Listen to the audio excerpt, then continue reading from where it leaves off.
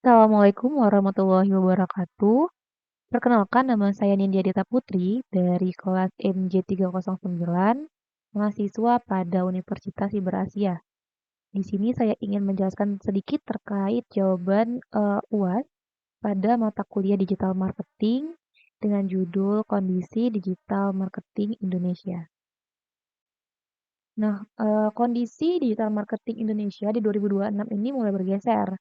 Yang awalnya dari sekedar mencari pertumbuhan pengguna, menjadi optimalisasi profitabilitas dan loyalitas.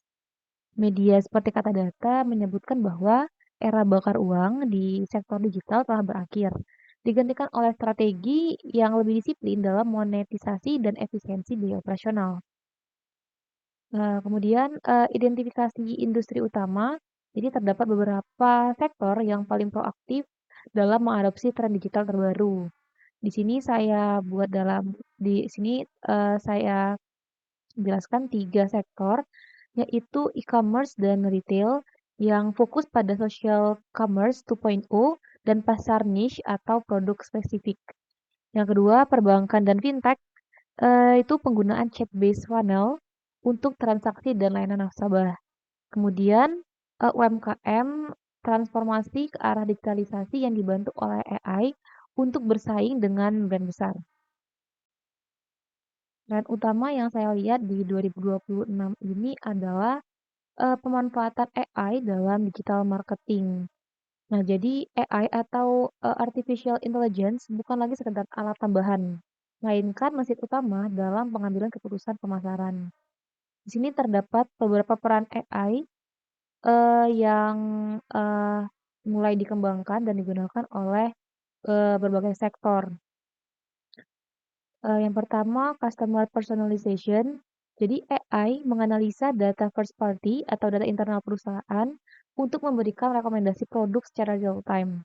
Contohnya, algoritma yang menyesuaikan tampilan promo pada aplikasi sesuai dengan kebiasaan belanja individu.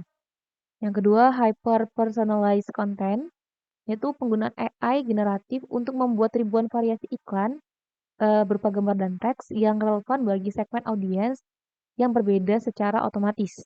Kemudian, yang ketiga, chatbot dan conversational AI, yaitu layanan pelanggan beralih sepenuhnya ke direct message seperti WhatsApp atau DM IG dengan asisten AI yang mampu menyelesaikan komplain hingga memproses pesanan tanpa campur tangan manusia.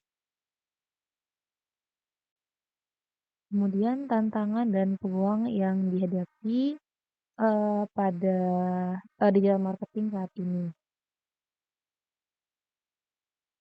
Jika dianalisis dari konsep digital marketing, di sini saya mengambil 2 yaitu, customer journey dan digital funnel. Jadi yang pertama video first journey, yaitu perjalanan konsumen kini dimulai dari video pendek, seperti TikTok atau Reels di IG atau YouTube gitu ya.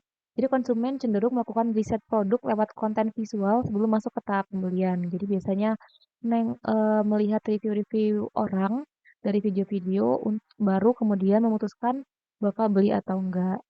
Lalu yang kedua, trust infrastructure, yaitu influencer tidak lagi sekedar media promosi, melainkan bagian dari infrastruktur kepercayaan.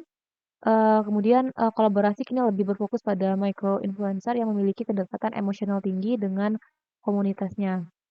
Jadi sekarang terlihat kalau, memang influencer besar itu lebih banyak, pengikutnya, cuman, influencer yang kecil atau yang mikro yang masih baru tumbuh itu terasa lebih dekat dengan audiens karena ya lebih relate lagi. Jadi kebanyakan bahkan, nggak perlu, followers besar untuk bisa mengajak atau membuat, eee, penontonnya untuk, ingin beli atau enggak, gitu.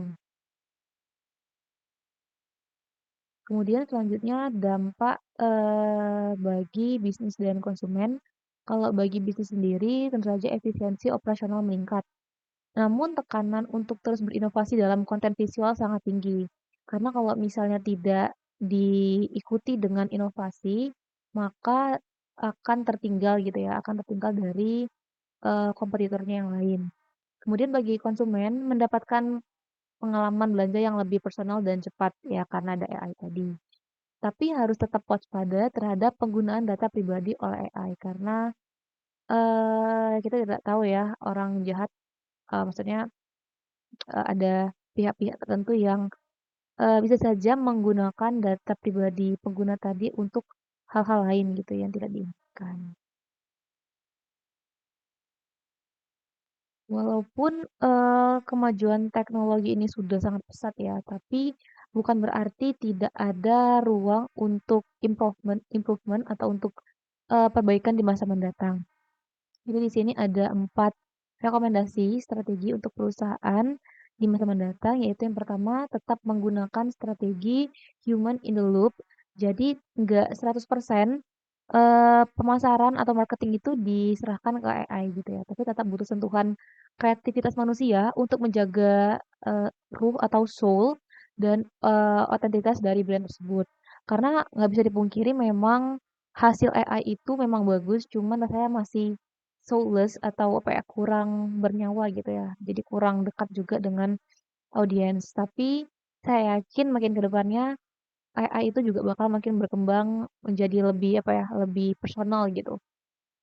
Kemudian yang kedua, mengoptimalkan short form video, jadi, mulai banyak menginvestasikan lebih banyak pada produksi konten video pendek yang organik dan edukatif. Karena nggak bisa dipungkiri memang, apa ya, karena banyaknya konsumsi, video pendek itu, apa ya, attention span dari konsumen tuh juga ikutan pendek ya. Jadi dengan adanya video pendek ini yang isinya sangat, efektif untuk menjangkau audiens atau untuk merubah pikiran audiens itu lebih lebih berguna gitu ya daripada video panjang menjelaskan produk A sampai Z karena, tapi tidak ngena gitu, malah langsung di-scroll aja sama audiens.